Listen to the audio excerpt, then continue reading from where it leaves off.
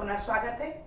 बच्चों, आज मैं कुछ आपको नया सिखाने वाली हूँ। देखिए, सबसे पहले आप उसके लिए मैंने यहाँ पर बोर्ड पर एक पूरा पैराग्राफ लिखा हुआ है, आप उसको मेरे साथ साथ पढ़िए। वह प्रतिदिन विद्यालय जाता है, जहाँ वह शिक्षकों से देश सेवा और समाजोद्धार की बातें सुनता है। वहाँ दोपहर में चिंता मुक्त होकर खेलता है। बच्चों, यहाँ मैंने कुछ शब्दों पर अंडरलाइन कर दिया है और उन शब्दों को मैंने यहाँ लिख दिया है, जैसे कि प्रतिदिन, देश सेवा, दोपहर, चिंता मुक्त, समाजोद्धार। अगर हम इन शब्दों का अर्थ देखें, पहले तो आप देखने पर यह समझिए कि ये जितने भी शब्द मैंने इसमें से लिख दिए हैं वो दो शब्दों से मिलकर बने हैं। देखिए, देश सेवा, दोपहर, चिंता मुक्त, समाज उद्धार, इस तरीके से ये दो शब्दों से मिलकर एक शब्द मैंने किया है। इनका अगर हम अर्थ निकालते हैं तो प्रतिदिन का अर्थ होता है प्रत्येक दिन। इसी तरीके से देश सेवा का अर्थ होता है प्रत्येक दिन, प्रतिदिन का अर्थ। अगर देश सेवा तो देश की सेवा, यही आप बोलेंगे ना, देश सेवा मतलब देश की सेवा। दोपहर यानी कि दोपहर, है ना, का समय, दोपहरों का योग दोपहर।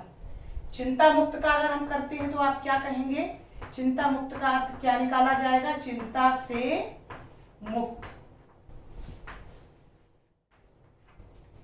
लेकिन आप इस शब्द को देखिए, इसका अर्थ क्या होगा? समाजोद्धार यानी समाज का उद्धार, ये इसका अर्थ हुआ। मैं इस शब्द के बारे में आपको अलग से बताऊंगी, पहले मैं ये शब्द देखती हूं। तो बच्चों, मैंने प्रत्येक दिन को संक्षिप्त करके प्रतिदिन में बदल दिया। देश सेवा से मैंने की कारक चिन्ह को गायब कर दिया। दोपहर, दोपहरों का योग, मैंने इतने बड़े सेंटेंस को दोपहर में बदल दिया। चिंता मुक्त में से मैंने से को अलग करके चिंता मुक्त कर दिया। तो ये सब मैंने हिंदी व्याकरण के किस नियम के तहत किया है, मैं आज उसी के बारे में आपसे चर्चा करने वाली हूं कि जब हम दो शब्दों को मिलाकर एक शब्द बनाते हैं तो वो समास कहलाता है। बच्चों, मैंने इससे पहले आपको संधि के बारे में बताया था। संधि और समास हिंदी व्याकरण का बहुत ही महत्वपूर्ण विषय है। तो आज मैं आपको समास की अवधारणा के ऊपर बताऊंगी और उसी विषय में हम लोग चर्चा करेंगे। तो अब मैं यहाँ पर आपको समास की परिभाषा बताऊंगी।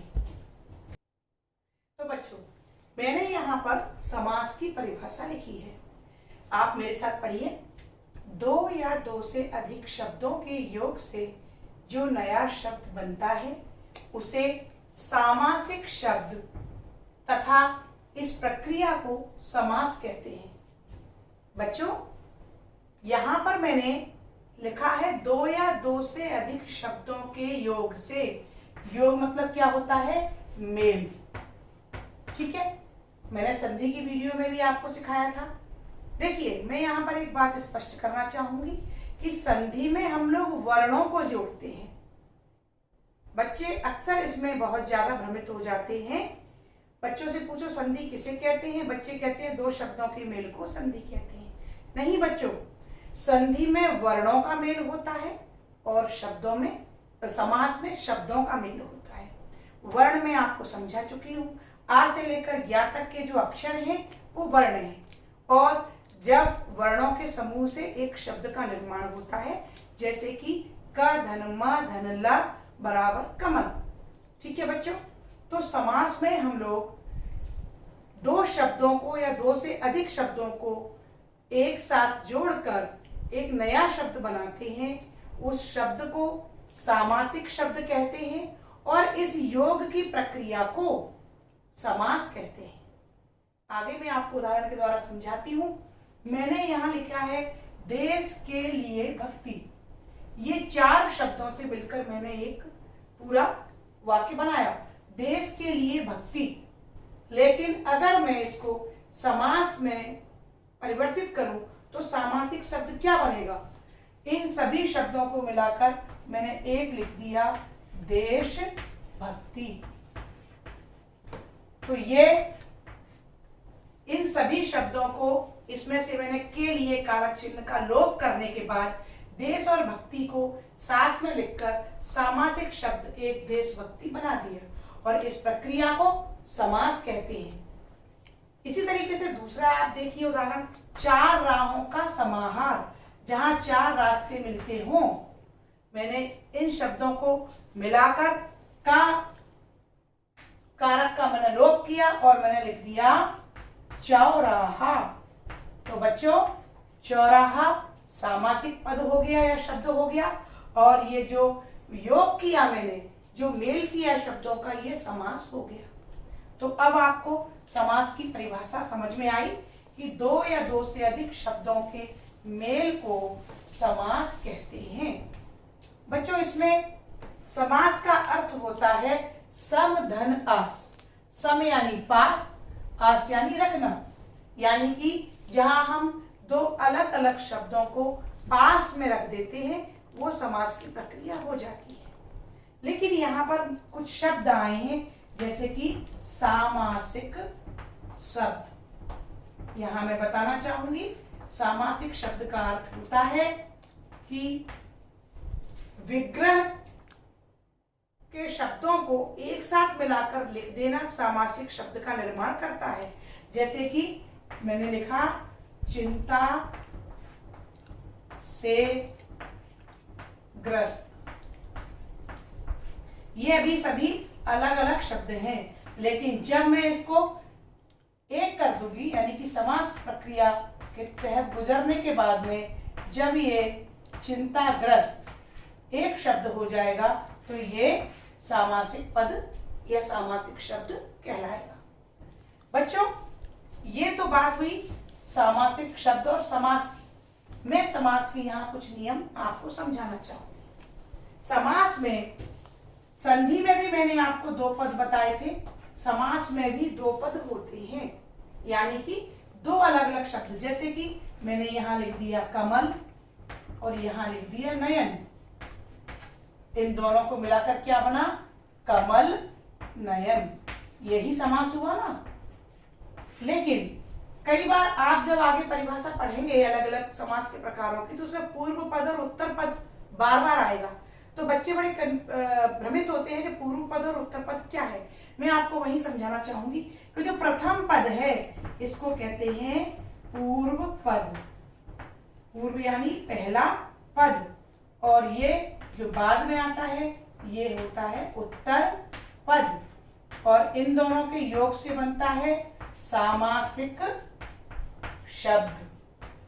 समझे बच्चों?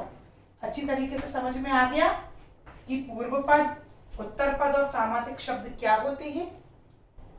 तो अब मैं आपको एक चीज समझाना चाहूंगी कि समास के भी कुछ नियम होते हैं।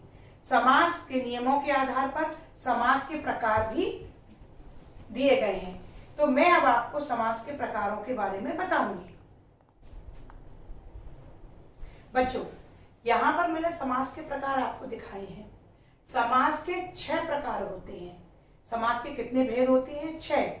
मैं बार बार एक बात समझाना चाहूंगी कि संधि के 3 भेद होते हैं और स्वर संधि के 5 भेद होते हैं, और समास के 6 भेद होते हैं। ये तीनों ही चीजें बिल्कुल अलग अलग हैं, आप लोग इन्हें मिक्स ना करें। समास 6 प्रकार का होता है।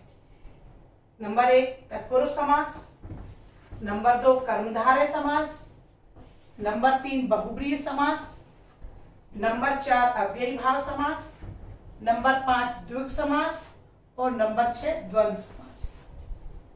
ये 6 समास समास के अलग अलग नियमों पर आधारित है। मैं यहां पर आपको सबसे पहले ये नीचे जो मैंने 3 समास लिखे हैं, आज मैं आपको उन्हीं के बारे में बताऊंगी, क्योंकि जो ये ऊपर वाले जो समास है जिसमें विशेषकर तत्पुरुष, इसके लिए मुझे अलग से एक भाग बनाना होगा, क्योंकि इसके बारे में आपको कारक चिन्हों की जानकारी भी मुझे देनी है। सबसे पहले मैं आपको नीचे वाले 3 समासों के बारे में आज बताऊंगी, अव्ययीभाव समास, द्विग समास और द्वंद्व समास। तो बच्चों अब हम अव्ययीभाव समास के बारे में जानेंगे।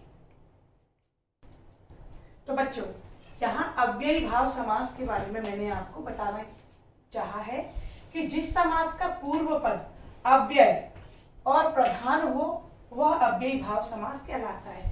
पूर्व पद आप समझ गए होंगे कि पहला पद, जैसे इसमें यथा, वे, आ और प्रति, ये प्रथम पद हैं। ठीक है, तो अब आगे मैंने लिखा है अव्यय। अव्यय से अर्थ क्या होता है? अधन व्यय। आ मतलब नहीं और व्यय यानी खर्च करना, जिसे खर्च ना किया जा सके। ठीक है, तो अब मैं आपको उदाहरण के द्वारा समझाऊंगी कि मैंने मान लो लिख दिया आमरण। ठीक है, अगर मैंने इसमें से आ हटा दिया तो ये क्या बचा? मरण। अगर मैं इसमें से ड़ा भी हटा दूंगी तो ये बचा मर। लेकिन क्या मैं इसकी और खंड कर सकती हूं? नहीं। तो ये हो गया ऐसा शब्द जिसके और विभाजन नहीं किए जा सकते। तो इसी तरीके से अगर यहां मैं लिख दूं प्रतिपल, तो अगर मैं इसमें से पल हटा दूंगी तो प्रति बचेगा, लेकिन मैं प्रति को और अधिक खंडित नहीं कर सकती। तो ऐसे शब्द जो कि तोड़े ना जा सके, जिनका की और विच्छेद ना किया जा सके, वे अव्यय कहलाते हैं।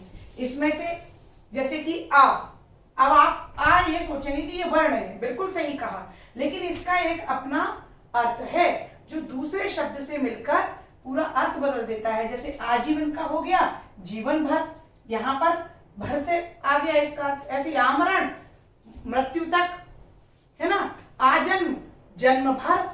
तो आ भी अपने आप में एक अर्थ प्रकट करता है और हम इस आ का और खंडन नहीं कर सकते, इसीलिए आ भी अव्यय है।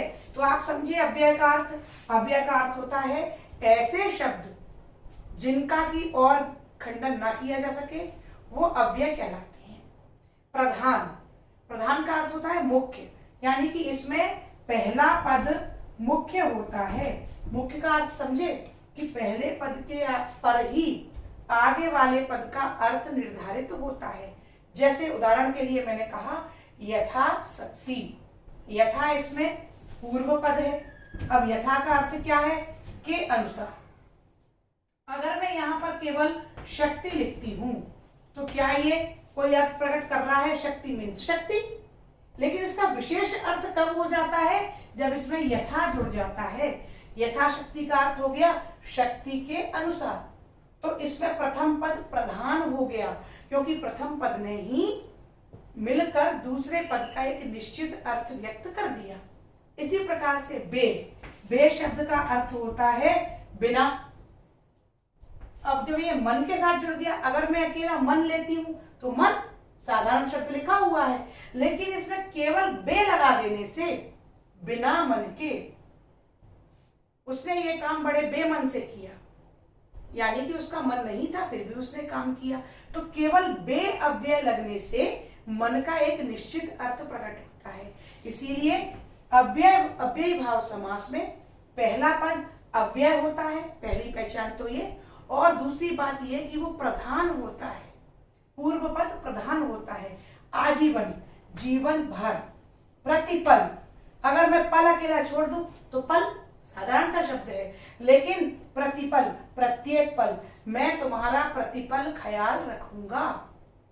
तो इस तरीके से केवल प्रति अव्यय लग जाने से पल का एक निश्चित अर्थ हो गया। तो अव्ययी भाव समास के ये उदाहरण हैं। हम और उदाहरणों से स्पष्ट करते हैं अव्ययी भाव समास। तो बच्चों मैंने यहाँ पर कुछ अन्य उदाहरण आपको दिए हैं। पहला मैंने लिख दिया रातों रात। देखिए अव्ययी भाव समास में कुछ ऐसे शब्द भी आ जाते हैं, हाथों हाथ, दिनों दिन, घर घर, रातों रात। तो इस प्रकार के जो शब्द रिपीट हो जाते हैं, रातों रात, हाथों हाथ, दिनों दिन, है ना, तो ये भी अव्ययी भाव समास ही होते हैं। तो रातों रात मतलब रात ही रात में। जब हम इन शब्दों का विग्रह करते हैं, यानी कि इस तरीके से लिखते हैं, तो ये स्थिति विग्रह कहलाती है। देखिए संधि का विच्छेद होता है और समास का विग्रह होता है। ये भी आप ध्यान रखें। अगर रातों रात शब्द आएगा तो वो कहेगा कि समास का विग्रह कीजिए और समास का नाम लिखिए। तो आपको लिखना है रातों रात, उसने रातों रात ही तरक्की प्राप्त कर ली, यानी कि उसने रात ही रात में तरक्की प्राप्त कर ली। तो आपको विग्रह करके लिखना होगा रात ही रात में। इसी तरीके से सकुशल, कुशलता के साथ। मुझे उम्मीद है कि आप सकुशल होंगे। हम कहते हैं ना आप सकुशल हो, यानी कि आप कुशलता के साथ हो। ये इसका समास विग्रह हुआ। बदतमीज, बद यानी बुरा या बिना, बिना तमीज के या तमीज के बिना, ये इसका समास विग्रह होगा। भरपेट, आज मैंने भरपेट भोजन कर लिया, यानी कि पेट भर के भोजन कर लिया, तो समास विग्रह पेट भर के। हाथों हाथ, आज उसने मेरी हाथों हाथ खिंचाई कर दी, यानी हाथ ही हाथ में। आमरण, मरते दम तक, मैं आमरण प्रतिज्ञा करता हूं कि तुम्हारे साथ वफादार रहूंगा। यथा समय, यथा का अर्थ होता है के अनुसार, समय के अनुसार। बेखटके, बिना खटके के। यथा सामर्थ्य, सामर्थ्य के अनुसार। तो बच्चों यहाँ पर आप समझ रहे हैं कि अव्ययी भाव समास में पहला पद यानी पूर्व पद अव्यय होता है और प्रधान होता है वह अव्ययी भाव समास होता है। अब मैं आपको अगले समास के बारे में बताने वाली हूँ। बच्चों अगला समास है द्विगु समास। ये बहुत ही सरल और बड़ा मजेदार समास है। बच्चों को इसमें अच्छे से समझ में आ जाता है, तुरंत टिक भी कर देते हैं। इसमें क्या होता है कि इसके पूर्व पद में संख्या आ जाती है, यानी कि 1 से 100 तक की गिनती, 700 की गिनती, सहस्त्र, हजार की गिनती। तो संख्या जहां पर आ जाए 1 2 3 4 10 15 20 7 9 10, कोई भी संख्या आ जाए, जब पूर्व पद की मतलब शब्द की शुरुआत में संख्या दी हो वो द्विगु समास होता है। जैसे चौराहा, चौ मीन्स होता है चार, चार राहों का समाहार, ये इसका विग्रह हुआ। जहां चार राहें मिलती हैं वो चौराहा। त्रिशूल, 3 शूल, 3 शूलों का समूह, ये इसका विग्रह हुआ। बच्चों विग्रह प्रॉपर होना चाहिए, सत सही। 700, सत यानी 700,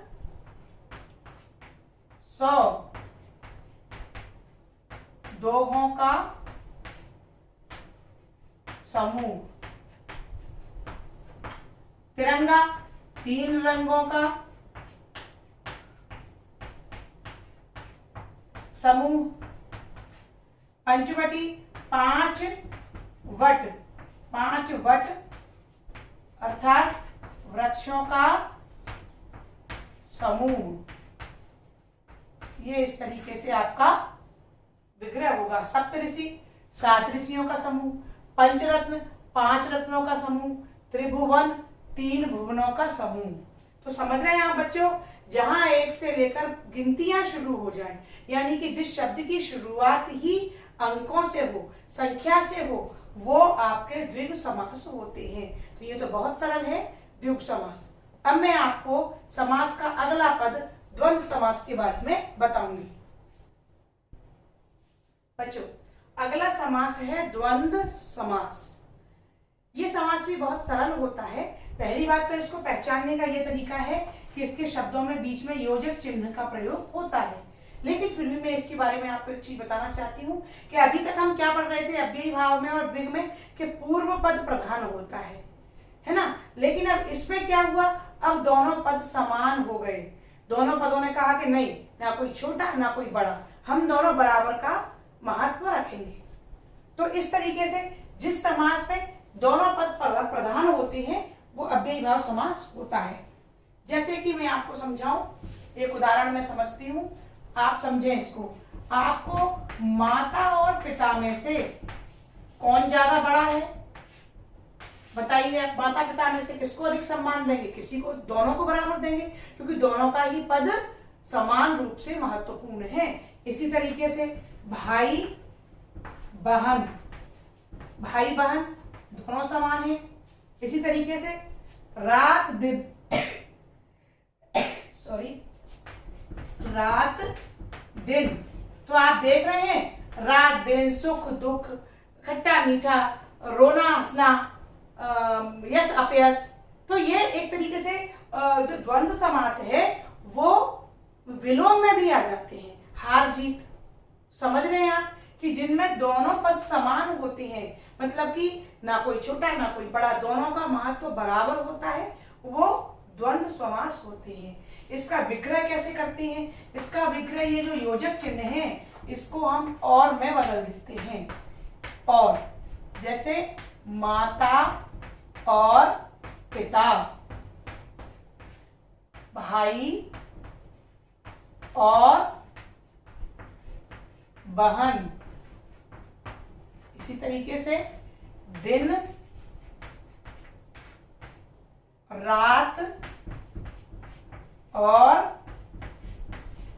दिन, इसी तरीके सुख और दुख, है ना, सुबह और शाम, यश और अपयश। तो इस तरीके से जिस समास में दोनों पद प्रधान होते हैं वह द्वंद्व समास होता है। बच्चों, समास का अगला भेद है कर्मधारय समास।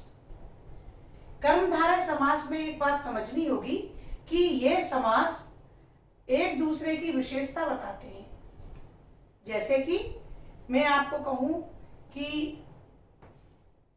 पीतांबर, पीला वस्त्र, है ना, वस्त्र की क्या विशेषता है कि वो पीला है। इसी तरीके से अगर मैं आपको समझाने के लिए ये चौक दिखा रही हूं, आपको दिखाई दे रही है बच्चों ये चौक, इस चौक का रंग कैसा है? गुलाबी।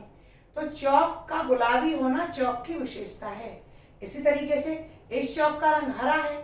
तो आप समझ रहे हैं कर्मधारय समास में दोनों पदों में विशेषण, विशेष्य या उपमेय उपमान का संबंध होता है। विशेषण का अर्थ क्या हुआ? विशेषण का अर्थ आपने पढ़ा होगा, संज्ञा सर्वनाम विशेषण है ना। विशेषण का अर्थ होता है जिन शब्दों से विशेषता बताई जाए। विशेष्य का अर्थ होता है जिसकी विशेषता बताई जाए।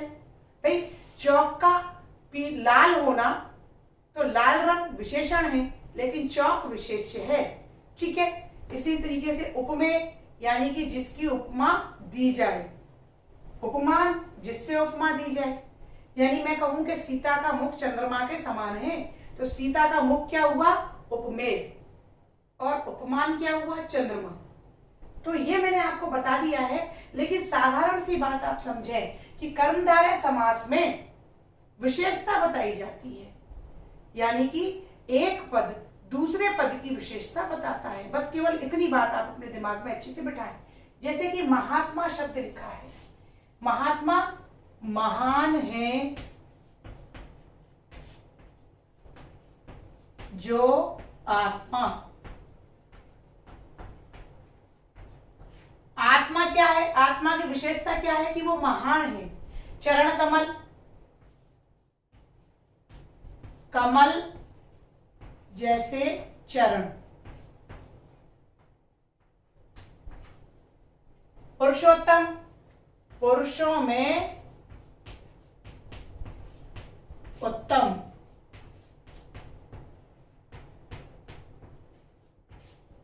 नील गगन, नीला है गगन। ठीक है बच्चों, तो आप समझ रहे हैं इस तरीके से ये सारे उदाहरण कर्मधारय समास के हैं। ऐसे ही महाराजा, महान है जो राजा। पुरुषों में जो उत्तम, कमल जैसे चरण, महान है जो आत्मा। तो इस तरीके से पुरुष की क्या विशेषता है कि वो पुरुषों में उत्तम है। चरण की क्या विशेषता है कि वो कमल जैसे कोमल है। आसमान की क्या विशेषता है कि उसका रंग नीला है। राजा की क्या विशेषता है कि वो महान है। तो इस तरीके से कर्मधारय समास में विशेषता बताई जाती है, आपको सिर्फ ये याद रखना है।